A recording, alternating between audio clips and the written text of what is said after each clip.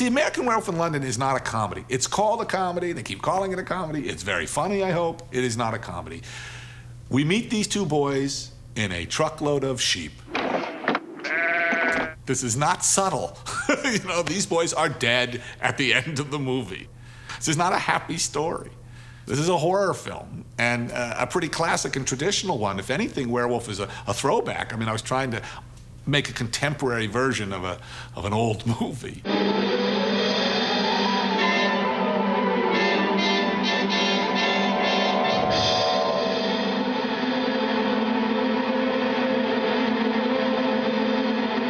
I wrote American Werewolf in London in 1969 when I was in Yugoslavia on the former Yugoslavia, on Kelly's Heroes. And I don't know, there was a kind of deliriousness to us guys in Yugoslavia.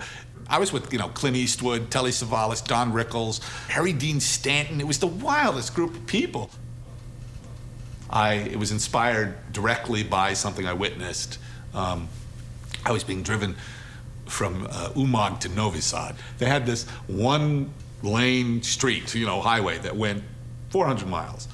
This guy named Sasha, who was a Yugoslav, who I'm sure is in the War Trials Tribunal now, but he was a driver, very nasty guy, but he spoke perfect English. And he and I were being driven down this road, and we stop. What's going on? We get out, and there were gypsies, and again, I grew up in LA. I mean, for me, it's all the back lot. We get out, there are gypsies, and it's like, they're dress extras. They have babushkas. They look like Maria Usmanskaya. They got the jewelry. They're completely dressed. It's like, hey, wardrobe did a great job with these gypsies, So you felt like you were on another planet. You really were removed. It was a crossroads, and they were burying this man. It was a dead guy, wrapped with a canvas, and the canvas was wrapped with garlands of garlic and rosaries. For 1,000 years, we gypsies have buried our dead like that. And they're burying this guy feet first, and deep, and it's a burial, and it's some kind of ritual thing. I couldn't break the custom, even if I wanted to. He's being buried this way so he doesn't get up and cause mischief. And so I'm going, well, hello? What you mean get up like a zombie? Get up like what? And Sasha's going, yeah, he thought it was hysterical. There were about 40 people doing this thing. So we stood there for like 45 minutes watching this thing, and Sasha, meanwhile, has just pissed himself. He's laughing so hard. He thought it was the funniest thing. And I kept thinking, what if he did get up?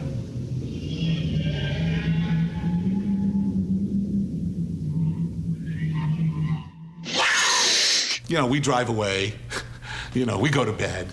That night, crane in on the thing like that, and the fingers break the surface of the earth, all these classic EC images, and he gets up.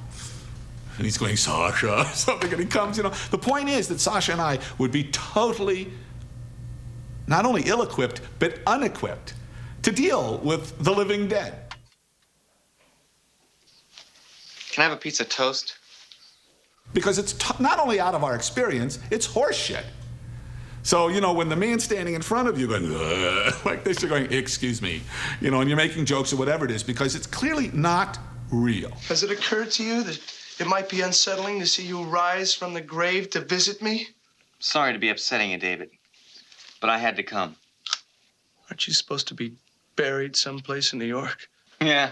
There's Rick working on Griffin Dunn, which was an extremely innovative makeup. Have you ever talked to a corpse?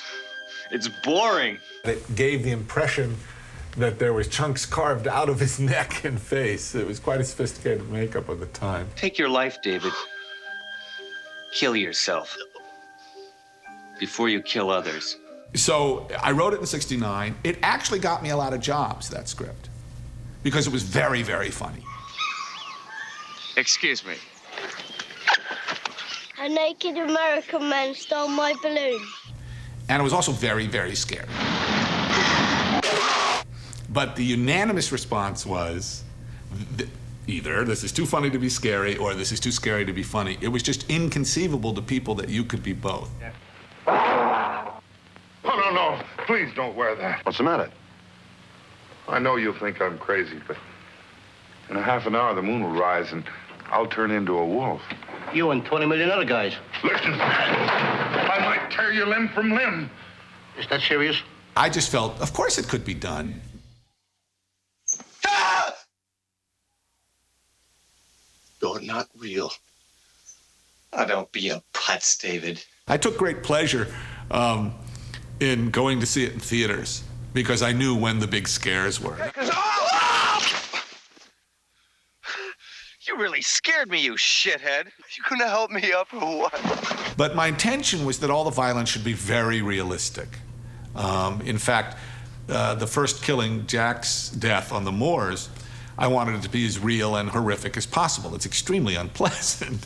And what he's saying is very realistic. He's, you know, he really is screaming in pain and fear.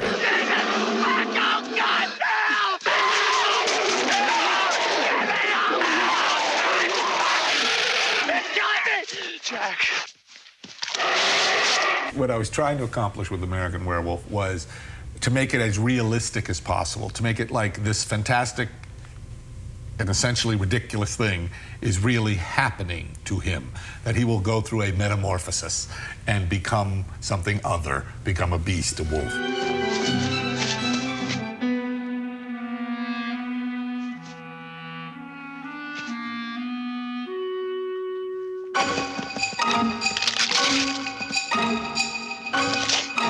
In Werewolf, he's afraid he's losing his mind.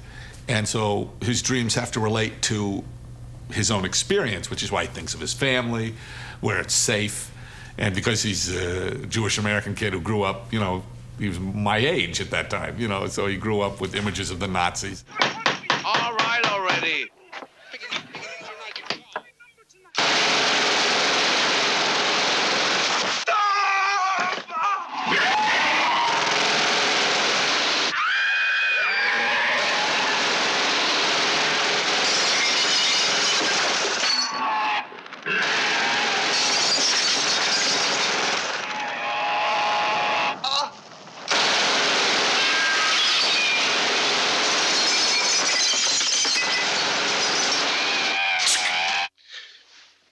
This is directly influenced by Buñuel. There's a film, Discreet Charm of the Bourgeoisie, which is one of my favorite movies, where people keep waking up. So by the middle of the movie, you're so confused of whose reality is what. You know, it's like Pirandello. It's like, what the hell is going on? You know, but dreams within dreams within dreams. Hello. Have you been up long? I've just had a nightmare. Not to worry, I've just the thing.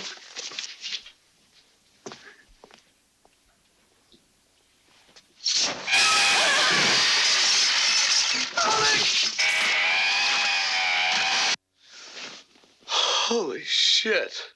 I had, when I wrote it, the idea that I would show the transformation with no cutaways, all on camera. I didn't know how I'd do it, but I intended it in bright, harsh light, you know, and I even had the music picked out then. I wanted Blue Moon.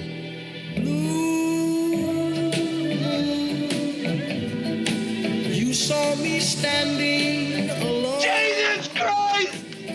I knew that I had to come up with something clever. Now, I wrote it in '69, so in '71, I'm now making schlock with Rick Baker. And I said to Rick, here, read this script and tell me how you solve this problem, because I want to see the skull change. And the big thing, I wanted it to be painful. Because if your hand goes from, you know, this to a paw, you know, I really wanted it to be painful. I mean, because the human form, you know, it's weird. You know, I wanted the skull to elongate, just the cracking of the bones, and just make it horrific. You know, essentially, it's an erection metaphor. God! Fire! I'm burning up! Well, a lot of it has to do with adolescence. You know, I mean, I remember the whole thing of metamorphosis. You know, when your body is changing, that's what puberty is about. You know, you're getting hairy. I mean, all of a sudden, your dick's getting hard. I mean, these weird things are happening to you. And you're hungry, and you're horny, and your hormones are raging. You heard me sing a prayer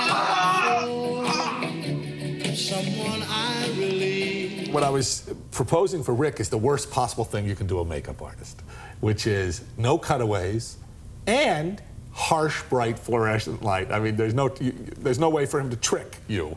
You know, it has to happen on camera. Then suddenly there appeared before me the only one when I heard somebody whisper, please adore me. And when I looked, the moon had turned to gold. Help me! I want to see the ribs in his back, his spine arch.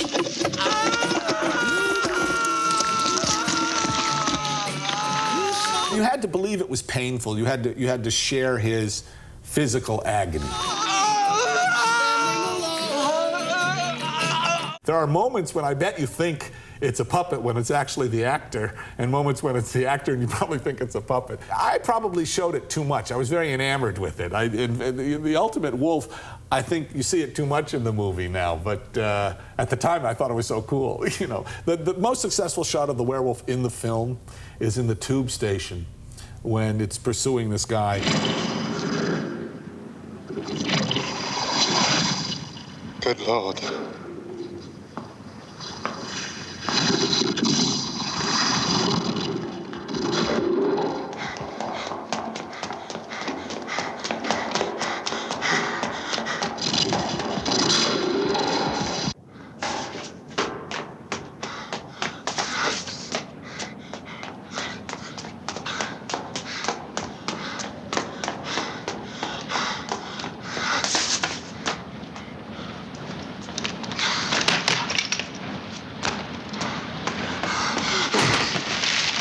And he falls on the escalator, and there's a high shot down the escalator, and the wolf comes into the shot, and you see how big it is, and it's from quite a distance. So it's the best kind of shot because you see it, but you don't see it.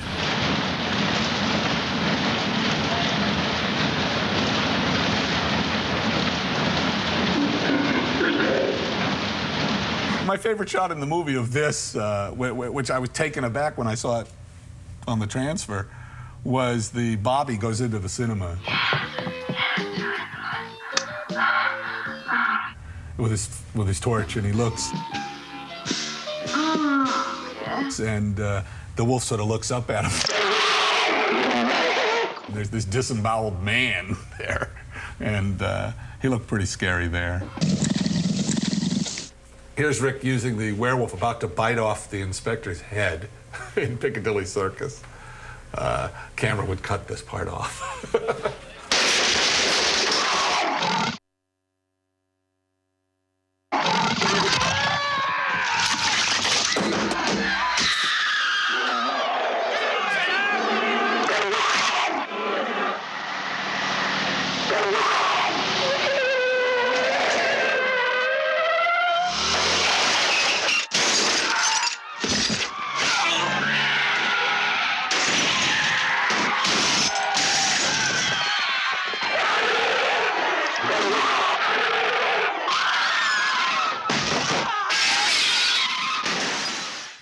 We were making American Werewolf in London, obviously, and we just wrapped when the Brixton riots happened.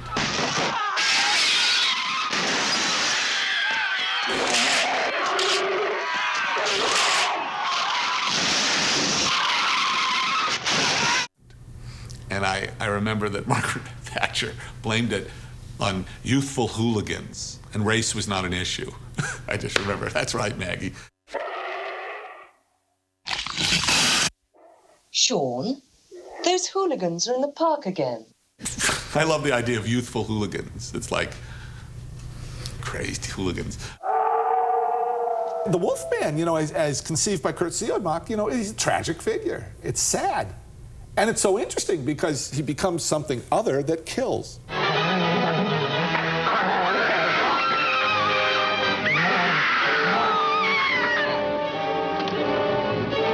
Did you ever see The Wolf Man? Is that the one with Oliver Reed? No, the old one. I don't think so.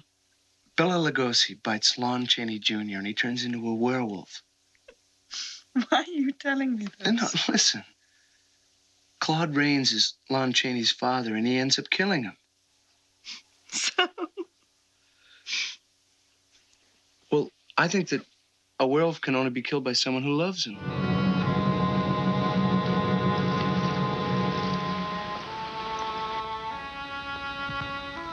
The way you walked was thorny, through no fault of your own. But as the rain enters the soil, the river enters the sea. So tears run to a predestined end. Your suffering is over. Now you will find peace for eternity. And you have to realize, I mean, this guy, Larry Talbot, he's one of, for me, this Kurt Siodmak's character, he's one of the great tragic figures. The Wolfman is so sad. You know, he's a guy, he has cancer. Only instead of killing him, he's killing everybody. You know, he spends all 4 movies trying to kill himself. I could hang myself. No. No, if you did it wrong, it could be painful. You'd choke to death. So what? Let him choke. Do you mind? The man's a friend of mine. Well, he ain't no friend to me. Gentlemen, please. The gun! I know where you can get a gun. Don't I need a silver bullet or something? Oh, be serious, would you? Madness. No, a gun would be good. Yes, you just put the gun to your forehead and pull the trigger. But if you put it in your mouth, you'd be sure not to miss. Ultimately, the poor werewolf, he's such a schmuck, you know. I mean, there's a wonderful joke, okay? This, to me, defines the werewolf. There's a husband and wife are having an argument in Los Angeles. And finally, she says, I'm not arguing with any of you. Forget it. The argument's over. He says, what do you mean? She goes, it's useless, it's pathetic, it's a waste of time. He goes, oh, yeah? She goes, yeah. And you know why? He says, why? She says, because you're a schmuck. He goes, I'm a schmuck. She says, no, you're not a schmuck. You are the schmuck. If the city of Los Angeles needed an official schmuck, you know, to represent the city in a statewide, if California needed the California state, wait a minute, if the United States needed an American schmuck, if there was a U.S. schmuck to represent it at the International Schmuck Olympics, if the world needed a schmuck, if there was a competition for schmuck of the world, you would get second place. He says, well, why would I get second place? She says, because you're a schmuck. And that's what I feel about the Wolfman. The guy cannot win. Aren't you gonna say I told you so? If I were still alive, I probably would. But I did tell you so, you schmuck.